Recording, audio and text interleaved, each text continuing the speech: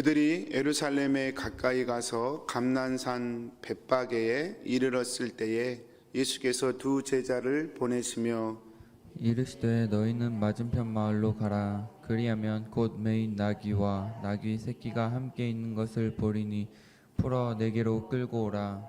만일 누가 무슨 말을 하거든 주가 쓰시겠다 하라. 그리하면 즉시 보내리라 하시니 이는 선지자를 통하여 하신 말씀을 이루려 하심이라. 일러스되 시온 딸에게 이르기를 내 왕이 내게 임하나니 그는 겸손하여 나귀 곧 멍에 매는 짐승의 새끼를 탔도다 하라 하였느니라. 제자들이 가서 예수께서 명하신 대로 하여 나귀와 나귀 새끼를 끌고 와서 자기들의 겉옷을 그 위에 얹음에 예수께서 그 위에 타시니 무리의 대다수는 그들의 겉옷을 길에 펴고 다른 이들은 나뭇가지를 베어 길에 펴고 앞에서 가고 뒤에서 따르는 무리가 소리 높여 이르되 호산나 다윗의 자손이여 찬송하리로다. 주의 이름으로 오시는 이여 가장 높은 곳에서 호산나 하더라. 예수께서 예루살렘에 들어가시니 온 성이 소동하여 이르되 이는 누구냐 하거늘 무리가 이르되 갈릴리 나사렛에서 나온 선지자 예수라 하니라. 아멘. 아멘.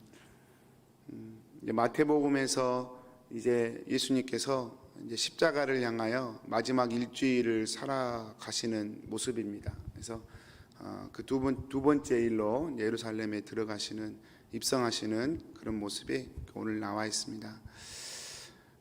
손님 오늘 말씀 해석하기 전에 먼저 한번 제가 성경적으로 한번 점검해야 될 것이 여기서 호산나 다윗의 자손이여라고 외쳤던 예루살렘의 무리들이 우리가 보통 알고 있기로는 이분들이 예수님이 십자가 앞에 이제 빌라도 앞에서 판결을 받을 때 예수님의 십자가에 못 박으라고 소리쳤던 무리라고 이렇게 막바로 해석하는 것이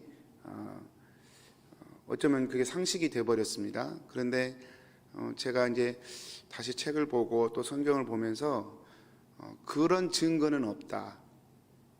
물론 이 예수님을 호산나 다윗의 자손이라고 외쳤던 사람들이 예수님이 십자가에 죽으실 때 적극적으로 변호하지는 않았어요. 예수님을 변호하지는 않았지만 그렇다고 그들이 예수님을 십자가에 못 박으라고 외쳤다는 그 무리가 그 무리라는 증거가 그렇게 있지 않습니다. 확실하지 않습니다. 성경적으로도 그렇고 또 신학 배경적으로도 그렇고.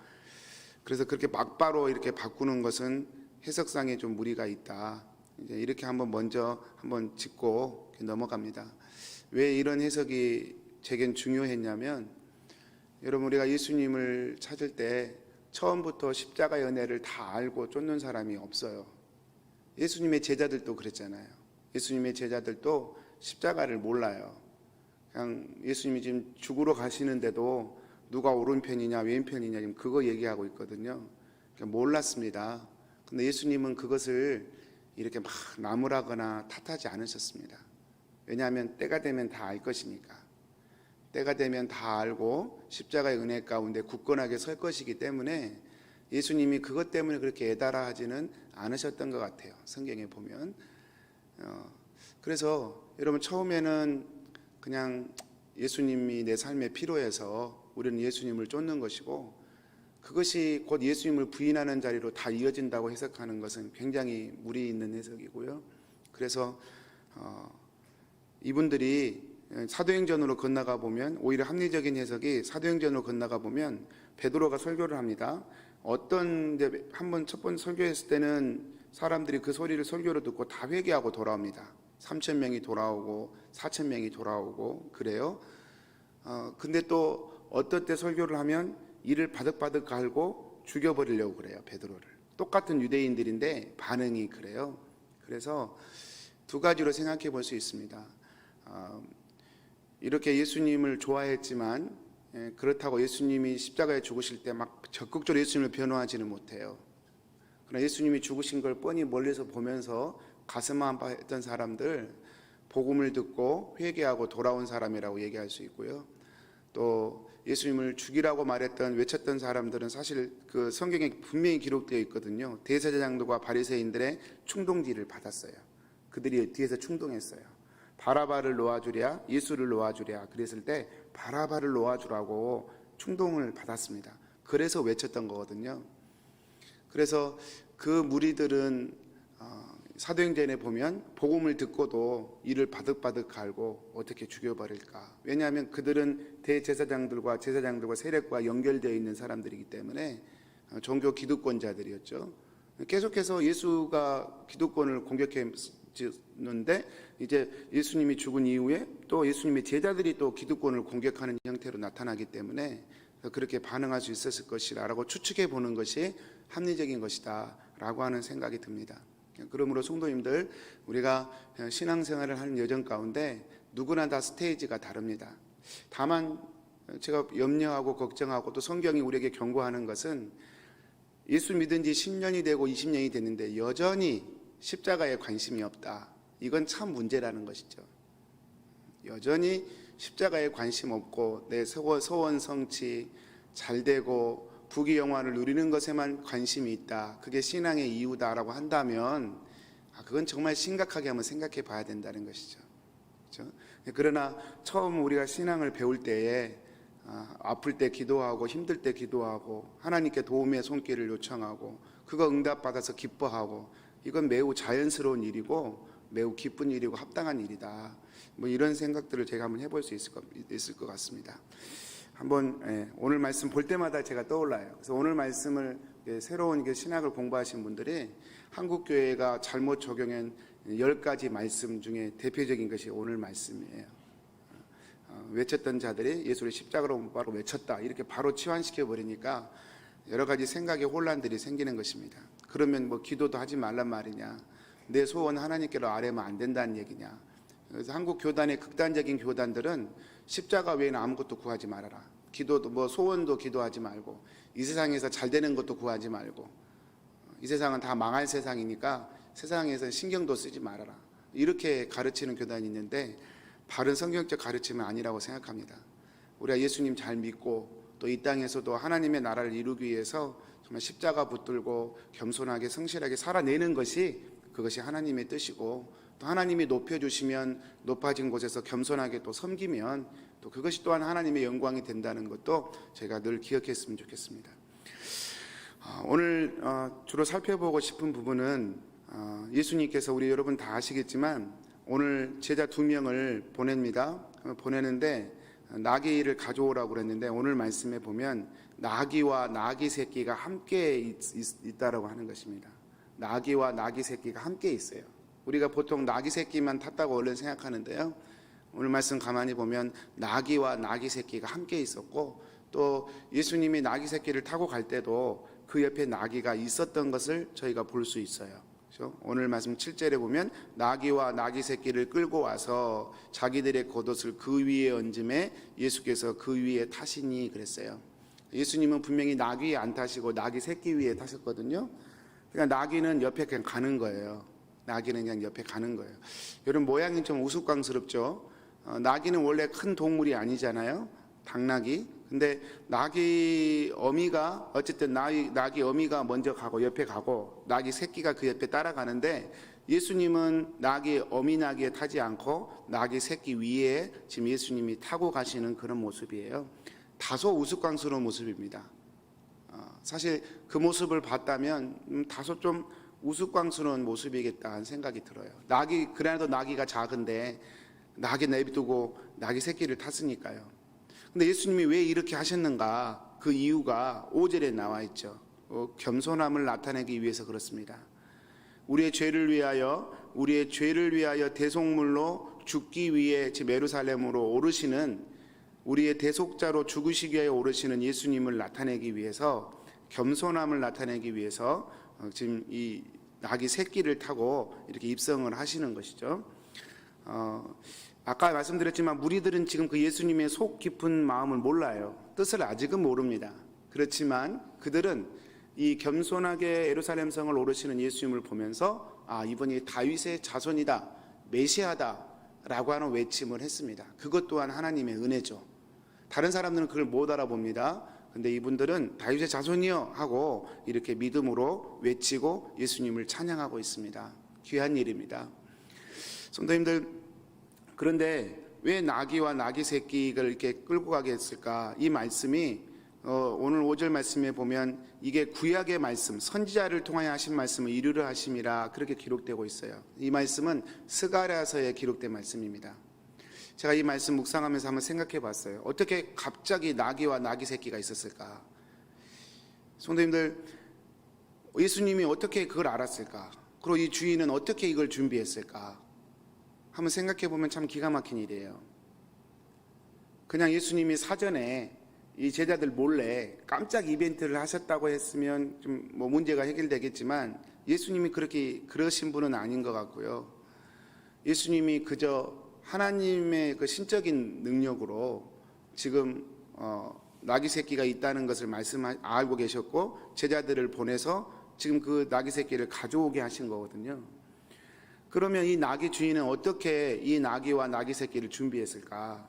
이 나귀와 나귀 새끼란 단어 때문에 분명한 한 가지를 추측해 볼 수 있어요. 그것은 이 사람이 평상시에 이 메시아를 오랫동안 기다렸구나라고 하는 사실이에요. 나귀 어미가 나귀 새끼였을 때가 있을 거예요. 그때도 그렇게 준비했었어요. 근데 그 새끼가 어느새 어미가 됐어요. 그래서 그 어미가 새끼를 낳았어요. 근데 그때도 또 메시아가 오면 이 나귀를 타게 내가 준비해서 드려야 되겠다 하고 준비했던 거예요. 여러분, 그 시간이 지금 이 5절에 이 겸손하여 나귀 새끼를 탈 것이라고 하는 말씀이 스가랴 9장 9절인데요. 이 스가랴서가 BC 500년경에 쓰여진 책입니다. BC 500년경에 앞으로 메시아가 올 텐데 그 메시아가 오면 그는 겸손하여 나귀 새끼를 탈 것이다 이렇게 예언했었어요. 여러분, 그 말씀을 좀 듣고 지금 수백 년을 지금 이 나귀 새끼, 이름 모를 이 나귀 새끼 주인이 이 나귀를 준비했다 그 말입니다. 얼마나 귀합니까? 적어도 조상들에게 따라온 것도 있겠지만 이 나귀 새끼, 본문에 나온 이 나귀 새끼 주인도 아마 평생 준비했을 것 같아요. 근데 여러분 생각해 보면 나귀 새끼를 준비해 놨어요. 이제 오실려나 저제 오실려나 이렇게 기다리고 있는데 나귀 새끼가 어느새 커버렸어요. 그러면 다 커버리면 또 새끼 낳아서 이렇게 있다가 또 나귀 한 마리 죽으면 또 새끼 키워서 또 하고, 여러분 평생 메시아가 예루살렘 성에 입성하기를 기다리면서 이 나귀 새끼를 준비했다는 사실을 우리가 생각해 볼 수 있습니다. 좀 더 쉽게 표현하면 이 나귀 새끼 주인은 인격적으로 메시아의 오심을 기다렸던 사람이에요. 인격적으로 삶으로 준비했던 사람이에요. 이런 분들이 성경에 곳곳에 있습니다. 시몬이라고 하는 사람도 그렇죠. 그는 평생에 메시아가 너 살아생전에 올 것이다 라고 하는 하나님의 말씀을 듣고 평생에 성전을 지키면서 이게 예수님을 기다렸던 사람이에요. 예수님을 아기로 안고 나서 이제 내가 평안히 죽게 되었구나 기뻐했던 사람이에요. 평생 예수님만 기다렸어요.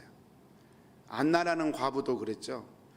여러분, 그것처럼 이 본문의 이 나귀 새끼 주인도 평생 메시아 오는 걸 기다렸습니다. 그리고 그걸 말로만 기다리는 것이 아니라 실제로 스가랴서 말씀을 믿고 이 나귀 새끼를 예수님 메시아가 타실 건데 내가 준비해야 되겠다 하고 준비해서 이렇게 준비하고 있었던 사람이라는 거예요.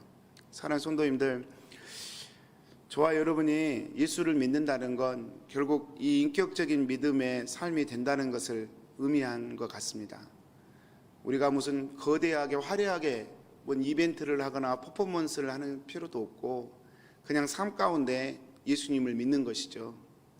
예수님의 뜻이 무엇일까? 하나님의 뜻이 무엇일까? 늘 묻고 여쭙고 그 뜻에 그냥 주님 제가 준비하겠습니다. 제 삶을 주님께 드리겠습니다. 이렇게 순전하게 드리는 사람들을 통해서 하나님은 하나님의 뜻을 이루어 가신다는 것이죠. 여러분 얼마나 답답하고 힘들었겠어요? 나귀 새끼를 준비하는 기간들이 기다려도 안 오고 기다려도 안 오고, 근데 어느 날 갑자기 두 사람이 나타나서 그 집에 나귀 새끼를 푸는 거예요. 왜 그러세요? 마음에 기쁘기도 했지만 혹시나 왜 그러세요? 물었더니 주가 쓰시겠다 하라. 주가 쓰시겠다 하라. 드디어 기다렸던 날이 온 거예요. 드디어 기다렸던 그날이 온 거예요. 즉시 보냅니다. 어서 가져가세요. 어디서 가져가세요. 기다렸습니다. 기다렸습니다. 여러분, 이 감격이 우리 안에 우리 주님을 정말 인격적으로 만나고 또 따르는 사람들에게 주어지는 줄 믿습니다. 우리 마음에 주님, 저를 통해서 주님의 뜻이 이루어지기를 원합니다. 갈망하는 자에게, 그렇게 순종하고 나가는 자에게 주님이 그 마음의 시원함의 소원들을 이루어 주시고, 또 그것들이 이루어지는 과정을 통해서 정말 주님께서 말씀하신 대로 일하시는 분임을 경험하게 되는 그런 축복이 저와 여러분 가운데 있게 되기를 축복합니다. 우리 기도하겠습니다. 사랑하는 하나님, 나귀와 나귀 새끼를 준비했을 이름 모를 그 주인, 언제 오실 줄 모르는 그 메시아를 기다리고 또 기다리며 나귀 새끼가 나귀가 되고 또 그 나귀가 죽게 되고 또다시 나귀 새끼를 키워서 나귀가 되게 하고 또다시 나귀 새끼를 준비하고 이랬을 수많은 날들을 생각해 봅니다. 사랑하는 주님, 주님을 인격적으로 믿지 않고서야 이것이 가능했을까? 그것도 한번 생각해 봅니다. 사랑하는 주님, 우리의 삶 가운데 이러한 은혜가 있기를 소원합니다. 주님이 나와 함께 하시고 내 삶을 주님께 내어드리고 주님을 메시아로 믿고 따르는 인격적인 믿음의 고백과 삶들이 우리 마음속에서 늘 일어날 수 있도록 주님 축복해 주옵소서. 큰 변화가 없어도 무슨 거대한 위대한 일이 내게서 일어나지 않아도 하루하루 그저 주님과 동행하고 주님께 감사하고 주님을 마음으로 믿고 따르는 그런 하나님을 향한 인격적 신앙들이 우리 안에 늘 자리 잡도록 주님 축복해 주옵소서. 감사하고 예수님의 이름으로 기도합니다. 아멘. 하늘에 계신 우리 아버지여, 이름이 거룩히 여김을 받으시오며 나라의